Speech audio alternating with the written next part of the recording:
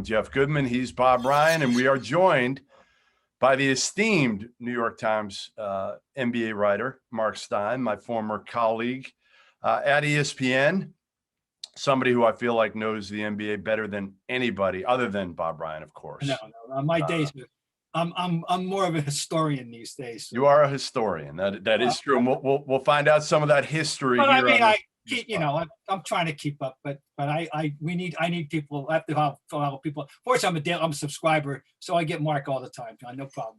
Steinline. Follow him at the Steinline on Twitter. Always a good follow.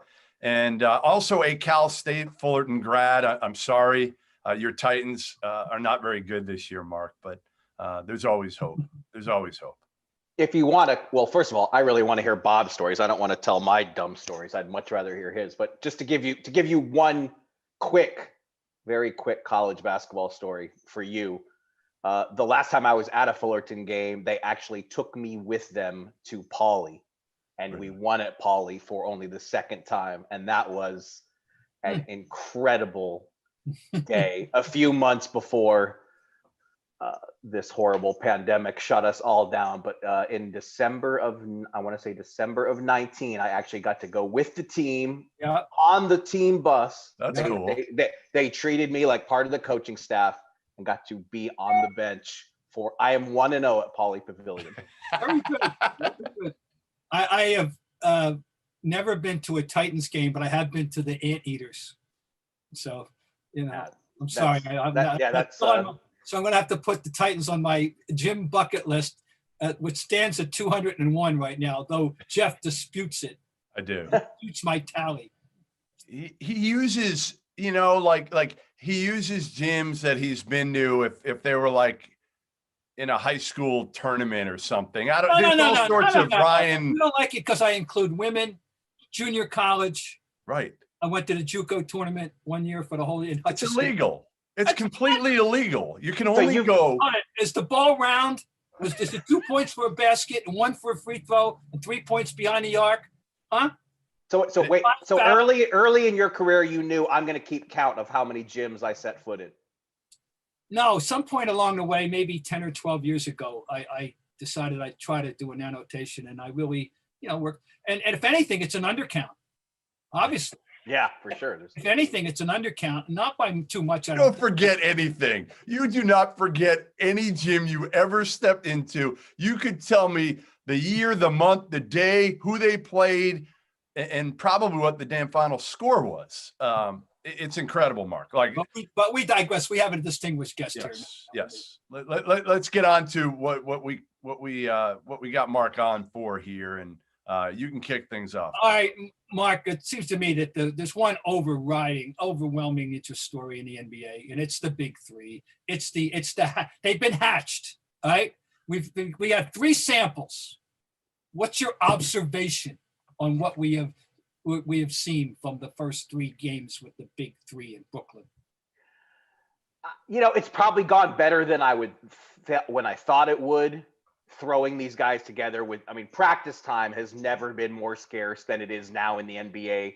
It's impossible to practice. So Kyrie coming back from a long absence and then putting Harden out there offensively, they've been amazing. Obviously the 2 games against Cleveland defensively, disastrous, but I think they'll look good in the regular season, but I'm not a believer. I don't like the approach. I don't think it can work long term. I think it's too much to heap on Nash as a first-year coach.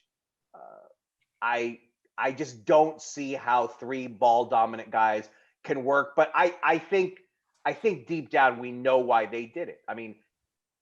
Kyrie has stopped being someone reliable. Their first season of Durant, they didn't even get Durant, and I think they felt pressure that we can get James Harden. We better grab him, even though it's going to cost us control of the next 7 drafts. Get Harden, hope we can figure it out, and hope that Harden convinces Durant to sign another contract. I think those are their big ambitions besides trying to win it all, obviously. Could you have remotely foreseen that Harden would be so, dare I say, deferential? Yeah, and he deserves credit for that. Because nobody thought he could. Everybody thought he's played this kind of basketball in Houston for 8 years, which I don't even know if, I mean, I don't know if there's ever been an offense so centered around one person in terms of how much he's had the ball and the way they catered to his every whim. And so far, he has gone out of his way to show he can still facilitate, he can still play the way he did in Oklahoma City. So I think he has definitely surprised the skeptics. But you know Steve Nash better than just about any media person. How does he handle the egos? Because I've been around Kyrie a lot. He's tough to deal with. He's just tough. He's moody. We've been through it. Bob, listen, I've never heard Bob as negative about any player as he is about Kyrie Irving. And that says a lot. That says a lot. And James Harden is just as different in his own way, right? And KD has changed. Like those three egos, how is Steve Nash possible? He can't coach this team, can he? I think the ego handling part is probably the part that's the easiest for him. Not to say that it's easy, but he just has that way. He has a personality. You know, as you said, I covered him so much and I've seen him do it. He's great at bringing people together. I mean, that is a natural skill that he has. And that's really why he has this job. But it's one thing to do it as a point guard and one of the most beloved point guards ever. It's a completely different thing to do it as a coach. And he's learning the coaching profession at the same time. That's the bigger challenge. He's never coached anywhere. And, you know, I'm sure Bob could probably help us form a much more complete list than I could. But in terms of difficult first-year coaching jobs, I mean, this has to be in the conversation for, you know, toughest ever. I mean, because of the expectations, they're expected to win it all. He's never coached a meaningful game.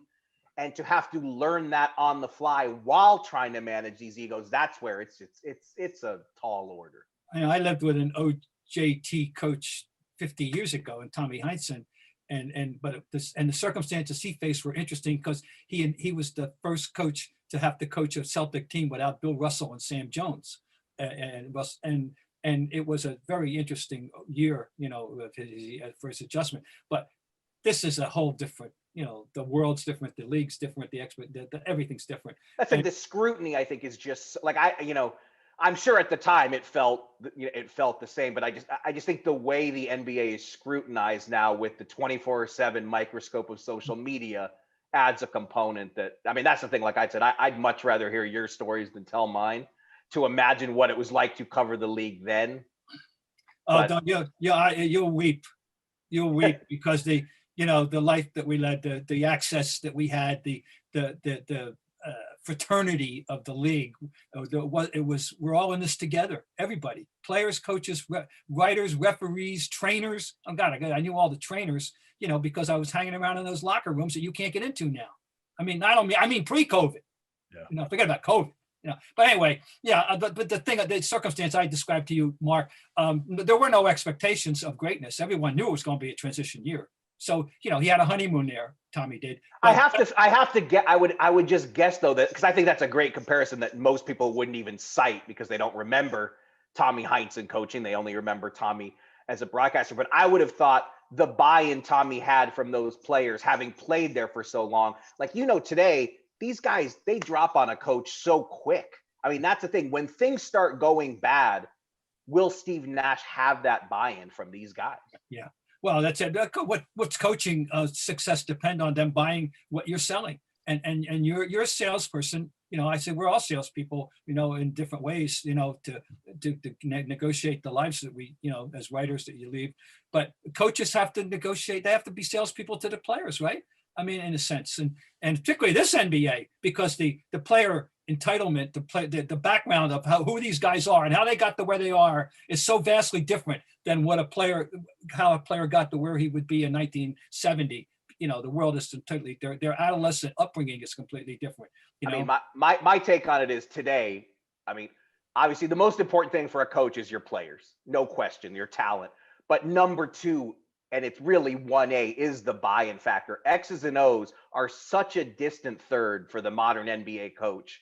You know, I mean, like now, you know, Mike D'Antoni is there to lend all his offensive wisdom to Steve Nash, to lend all that expertise and making decisions on the fly as a coach that Steve doesn't have. That's what D'Antoni's there for. You can hire someone to provide that, but the buy-in from stars, you cannot bring in an assistant to help with that. The coach either has it or he doesn't.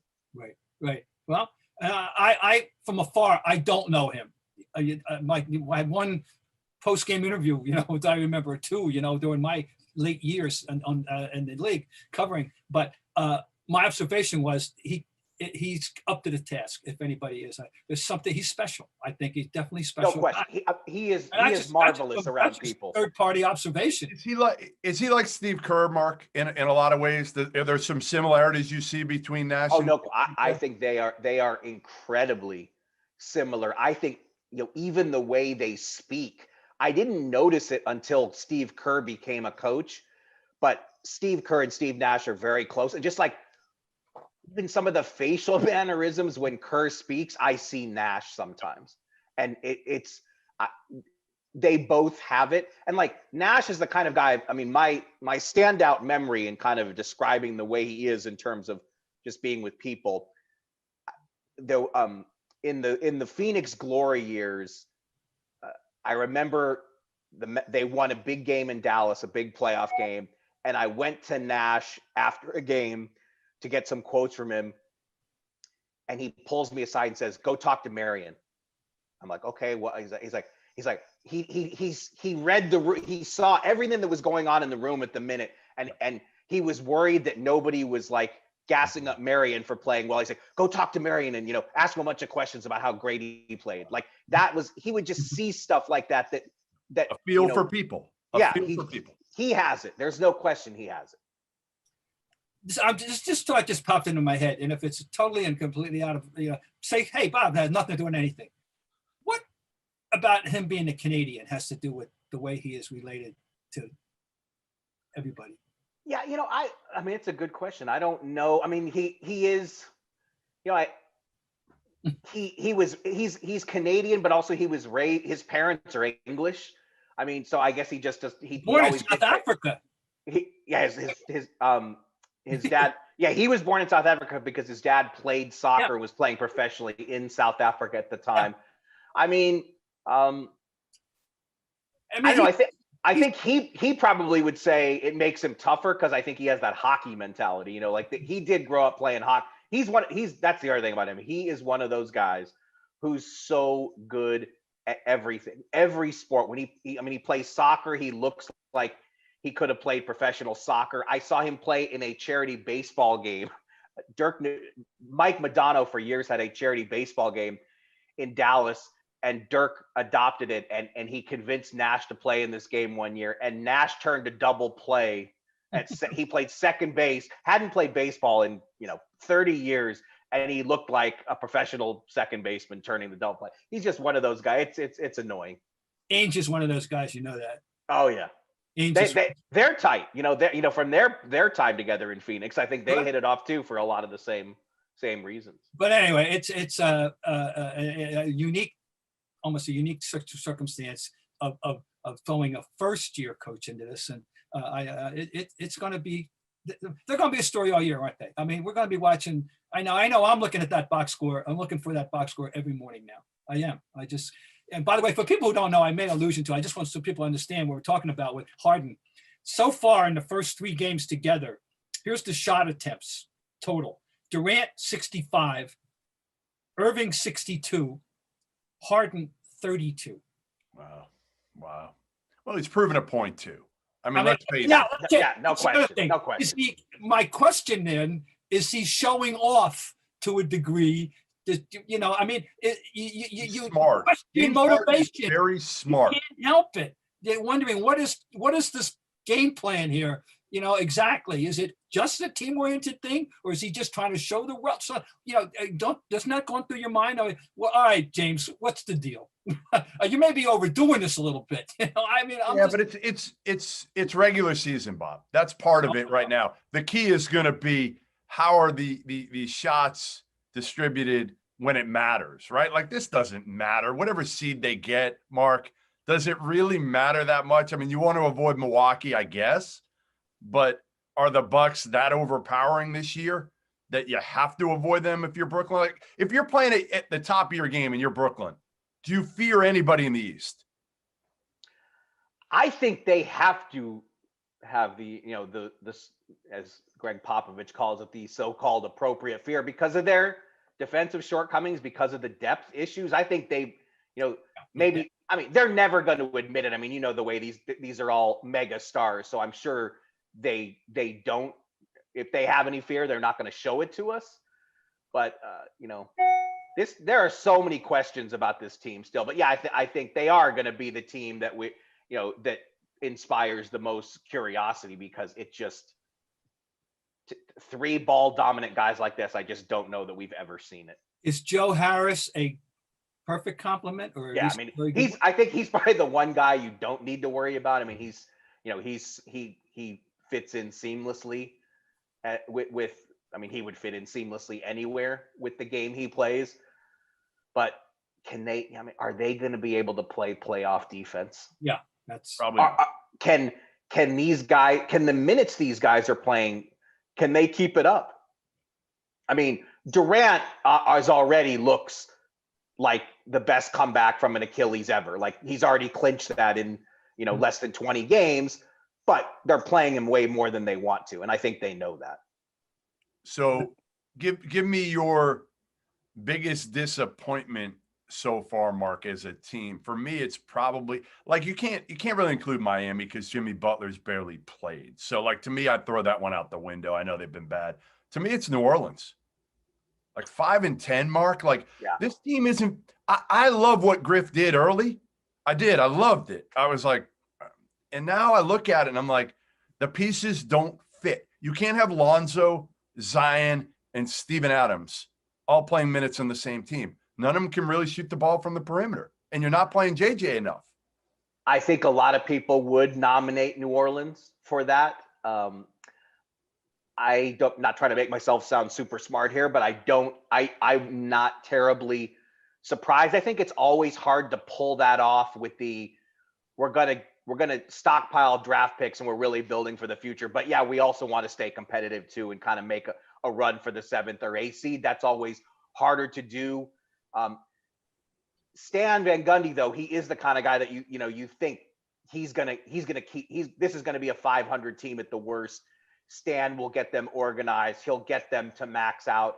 But they're doing it in what is now considered such an untraditional way, when you have Zion and Steven Adams, going super big when everybody is going the other way.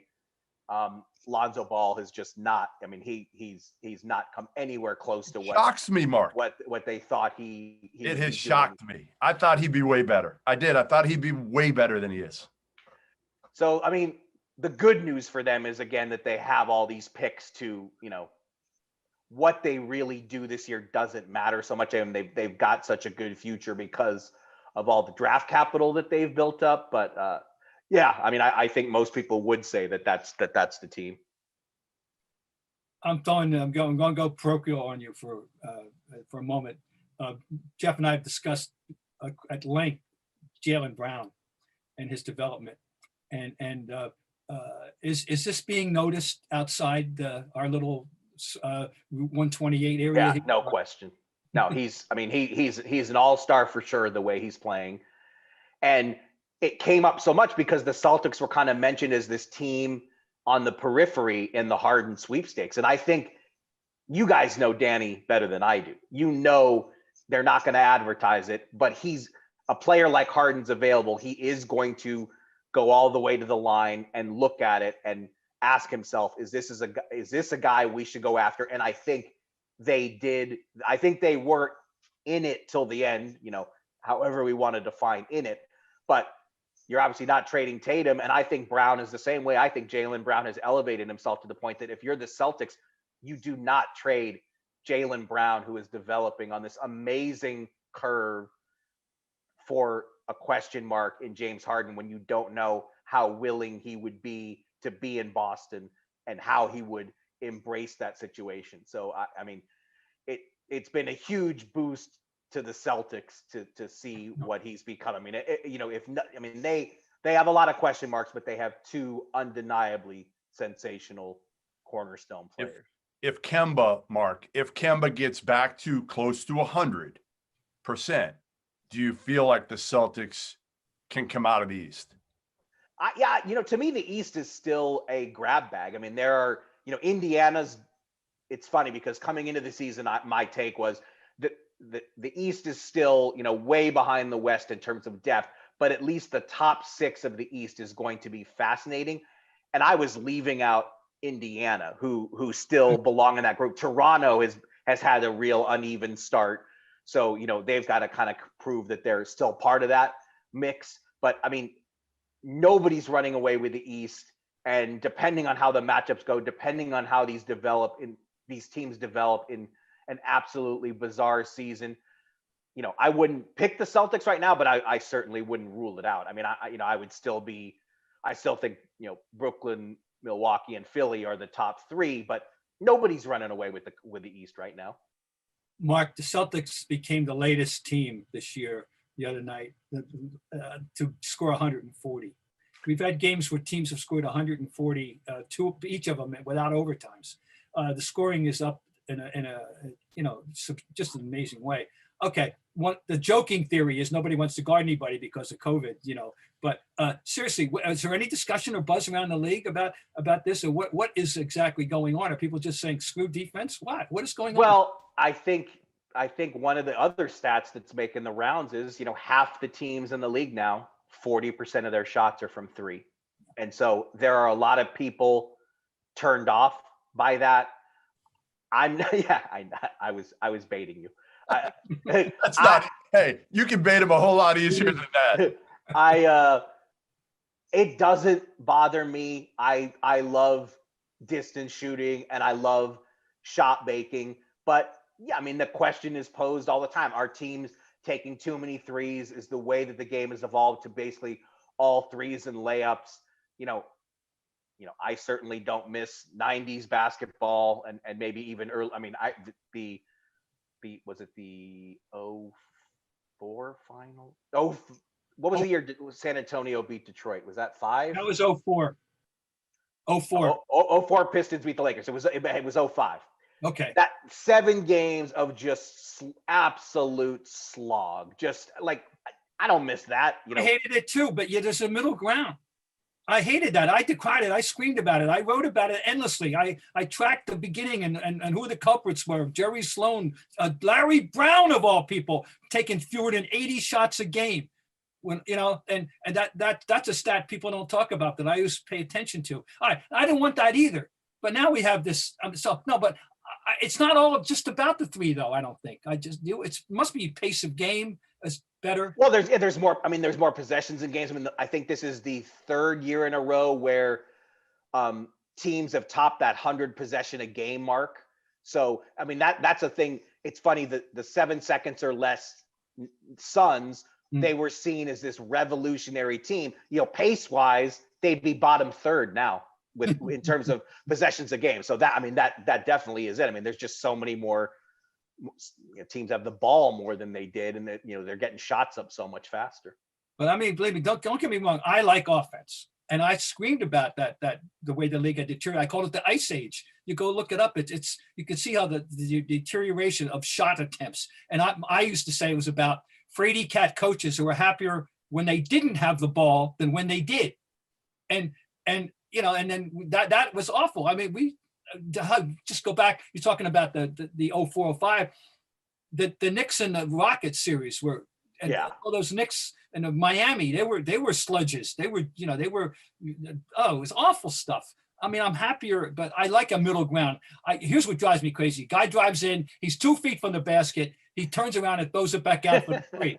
Now, if it goes in, that's a nice play. But my head explodes every time I see that. And big guys who particularly when it's a big guy that gets a ball, I've seen it. They get the ball low and then they throw it right back. I don't even think about taking a 2-foot jump hook. That's all. All right, I'm off the soapbox now. All right, hey Mark, you've covered some really good players in your career. Where does Luka? And I know you haven't been around him as much. Obviously, nobody has over the last. You're in the bubble, but it's not the same. You're not around him like you would be around him if we didn't have the pandemic. But just what is he like to be around? What is he like to watch compared to some of the other stars that you have been around in the past?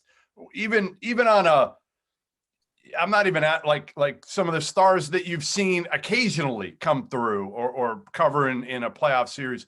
Describe Luka to us. It's super fun to watch him. And I think for me, just probably my favorite thing in the game is passing. And just he's such a great passer and an entertaining passer. You know, obviously I didn't get to even really, you know, I've seen clips, but I never was around a Maravich. But, you know, he is a showman and an entertainer. And look, there's things he's got to work on. I mean, fourth quarter shot selection is an area that he needs to improve. You know, I think he gets engaged with the refs, you know, probably more than the Mavs would like him to. But look, you know me, because of covering Dirk for so long and because of my, you know, all my ties to Israel, and, you know, the story that kind of got me in the NBA was covering Vlade Divac when the Lakers drafted him. I was still in college, but my first kind of NBA break was being able to cover Summer League in 1989. I think Bob would back me up. In those days, you know, the beat writers didn't cover Summer League. Summer League was not the institution it is today. So I'm working at the Orange County Register. The Lakers writer, Don Greenberg, who Bob will remember, Earl Bloom, you know, these guys, they would go to June every year because the Lakers were in the finals every year. These guys didn't want to go to Summer League. So Summer League was up for grabs. And in 1989, Robin Romano was an assistant editor and someone with Boston ties, who I also think Bob knows. And I begged her all year long, please let me cover Summer League, please. I annoyed her so much, and she did. 1989 Summer League. So not only was Vlade Divac there, David Robinson was there for the Spurs. It was the summer that all the European players came over. Alexander Volkov was there. And so I was 20 years old and I got to do this Summer League. I actually knew Vlade's game because on trips to Israel to see family, I would get to see games of him playing for the when Yugoslavia was still a unified national team. And that was, I always say, the best team nobody ever saw, because so my love affair with European basketball goes back that far, all the way to the 80s. I gotta jump in right here. No, this is like, you got my pulse racing. I have maintained for the last 30 years, or 20, that it's conceivable that the Yugoslavian team together with Divac and Rajda and of course Petrovic and all of them, Paspal, if they played the dream team in a best of 7, okay, that the dream team, that in game 3 in Belgrade or in game 3 in Belgrade with the home court, home cooking reffing, they could have won a game. For sure. At least a game. People have no idea talk about home court advantage. I mean, that place is insane. That team was unreal. Dražen was unreal. I mean, you're right. I mean, it was kind of one of the great what ifs of the sport that we'll never know. They couldn't win the series, but they could make those. They would have made it a series. They would have made those guys play. I know that they could have played with them, and anyway, that would have been. But so, right.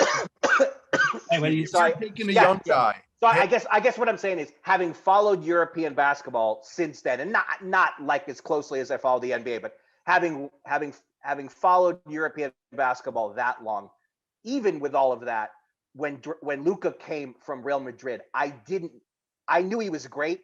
I thought he should have been the number 1 pick, but I can't sit here and say, I think this guy's going to come right in and be the NBA player he is. I mean, he is still, after being EuroLeague MVP, he has still exceeded expectations. He's still played at a higher level than people thought. I mean, the guy's a walking triple-double, and he was doing that last year in year 2. I mean, he's so far ahead of where I think even the most optimistic projections were. This is the ultimate, the classic playing chess while the others are playing checkers guy. He sees this game. He sees things in advance. Very, of course, I'm going to always come back to, who, very bird-like in that regard.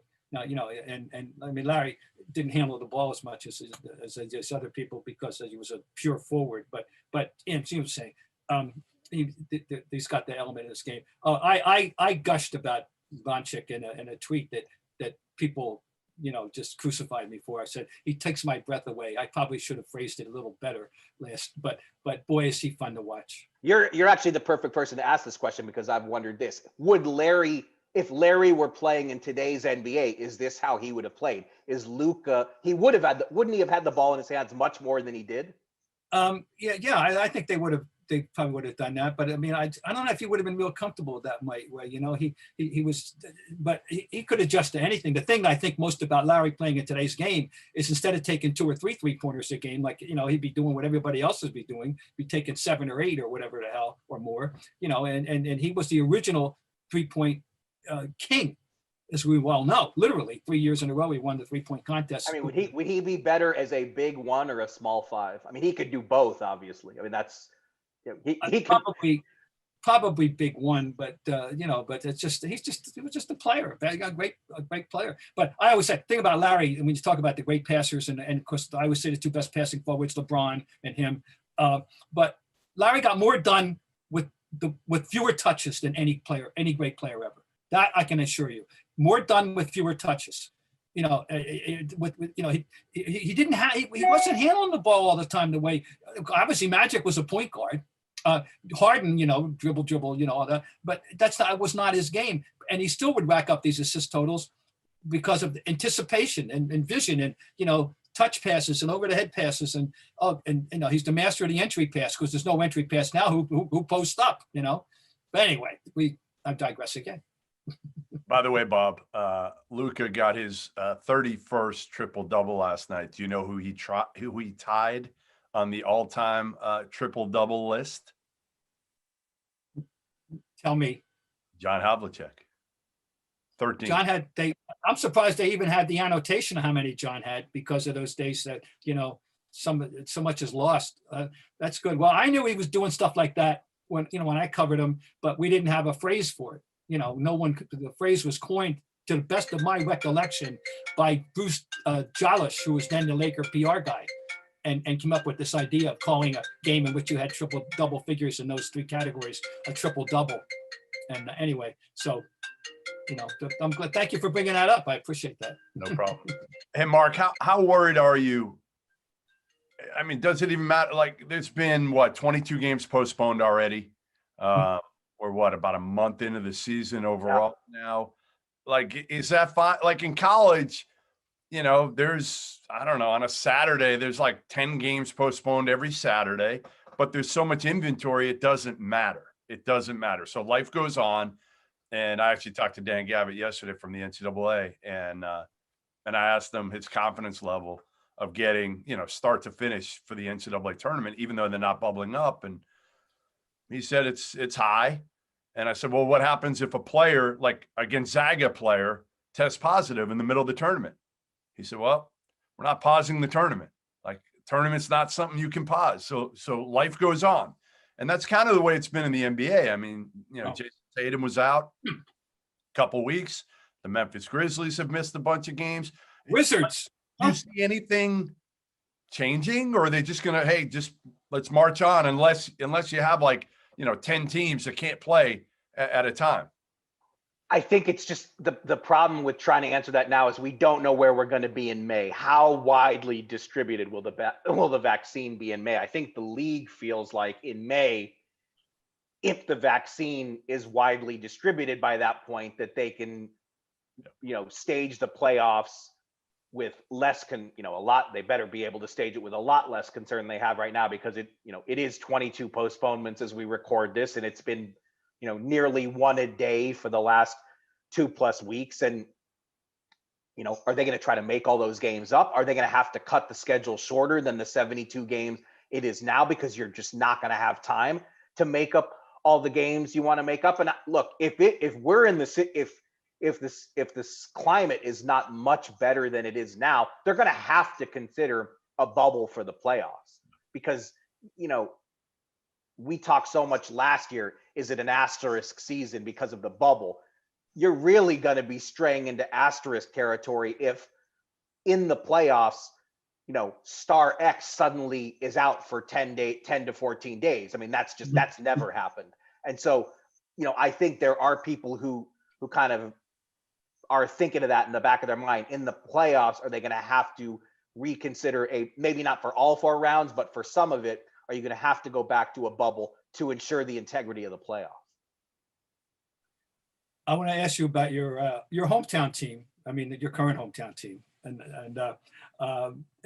Tibbs. And what's your take on the early returns of this marriage, the New York Knicks and Tom Thibodeau? I mean, it's gone better, I think, than people anticipated because it's not a Tibbs roster. I mean, we know Tibbs wants veteran guys and a team that can, is ready-made to compete for the playoffs. And the Knicks are obviously rebuilding. And I think there was a lot of skepticism about, is Tibbs really the right guy to coach a team that's essentially starting over? But he has organized them in the way they, he's definitely put an imprint on that team. And I think he's getting them to max out. I mean, I don't think anyone had any illusions of grandeur that this was going to be, a team that could do anything this season. But, all the questions to me with the Knicks are this front office. Leon Rose has still not addressed the media. I mean, crazy.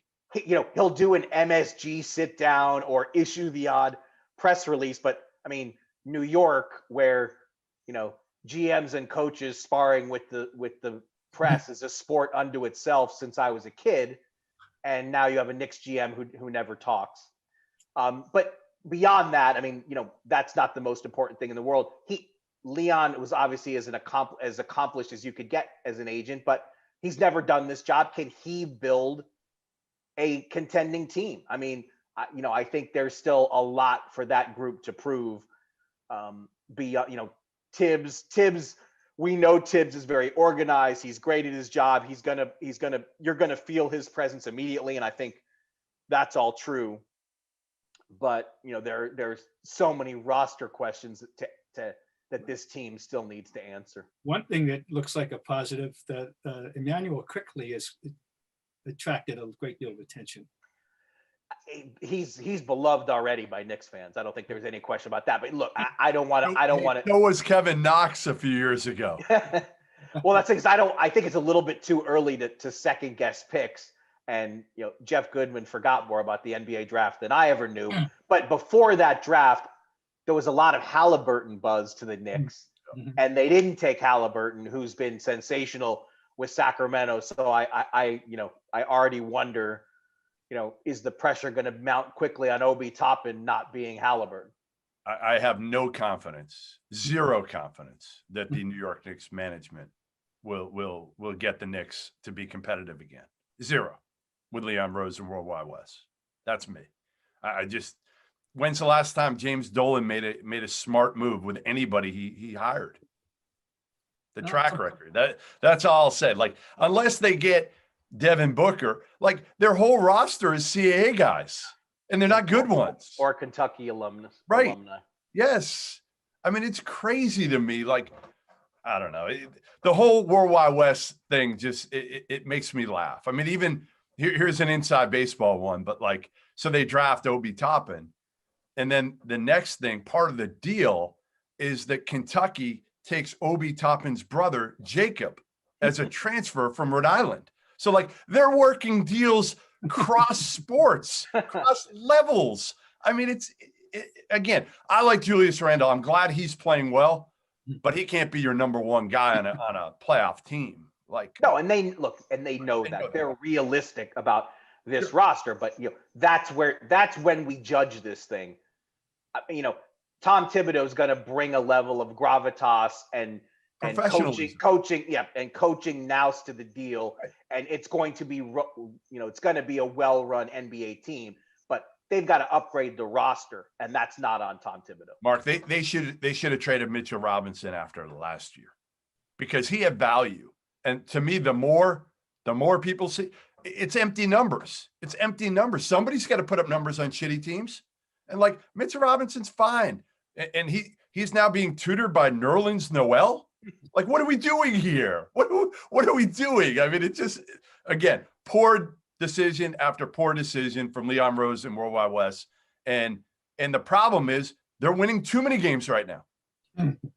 They're winning too many games. They need to suck this year because this year's draft is loaded at the top. Like, if you can get in the top 3, maybe even 5 of this year's draft, you got a chance to get, I'm not going to say an all-star, but like a guy that's got that type of potential. Well, they definitely hired the wrong coach then, if that's the strategy. It is. Because they will not, Tom Thibodeau teams will not be laying down and losing games. All right. Well, listen, we know you've got plenty on your plate today. The 1-year anniversary of Kobe was yesterday. That's today, 26. It is today. It is today. Is it? We'll kind of let you go on this. I mean, it seems like I was down at I surprised my parents last year. They were in Florida and surprised them and was down in Florida just hanging out with them for a couple days, stole a couple days during the college basketball season when it happened. And it seems like years ago now. It seems like absolutely does not seem like a year ago. It seems like more than that. Well, it's pre-COVID, and that has just changed our entire feel for everything in life, you know. Where were you, Mark?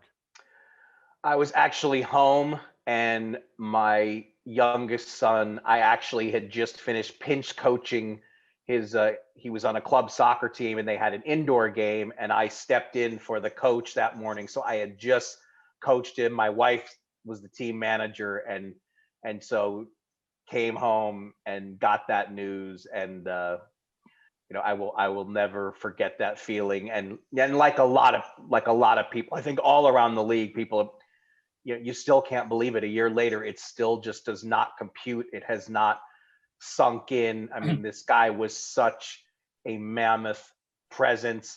I was a Laker beat writer when they drafted him. And that's the thing, you know, he was 17 when the Lakers drafted him.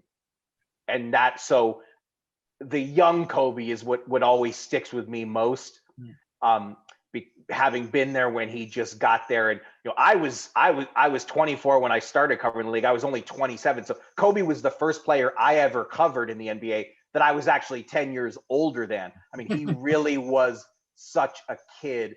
And just to think that there were 3 teenage girls on that helicopter, and that's the part that I can't shake that. I can't. Was there a Kobe story before we let you go? Was there one? I'm sure you've written about it, but to hear you talk about, was there one moment that you'll always remember?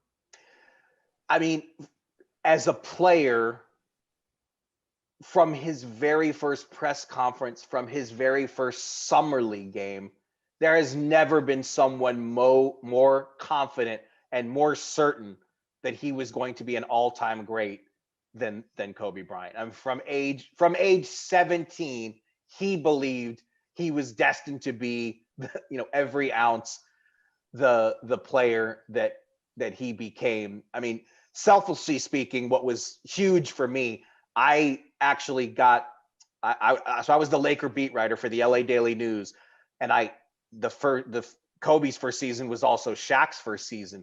By the end of that regular season, I got the job offer to go to Dallas to the Morning News.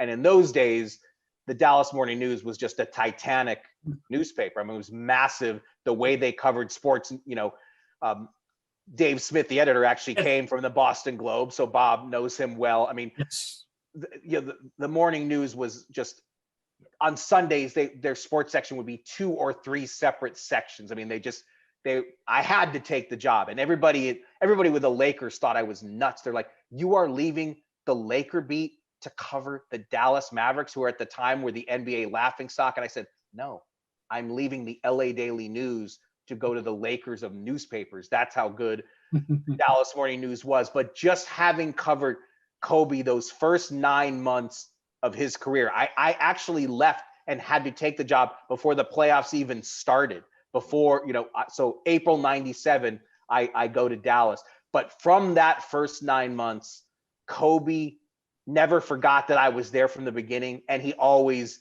made time for me. When in the next 20 odd years, and so for me, I always greatly appreciated that just having been, I was there enough at the beginning that he remembered that. And when he would come to Dallas, I would always get, a few one-on-one minutes with him, which, now doesn't even it was hard to make it happen then. It's near impossible, now. No, I still, I marvel whenever I see Bob and I think of the Paul Westphal finals story. I don't know if any of us will ever be topping that one.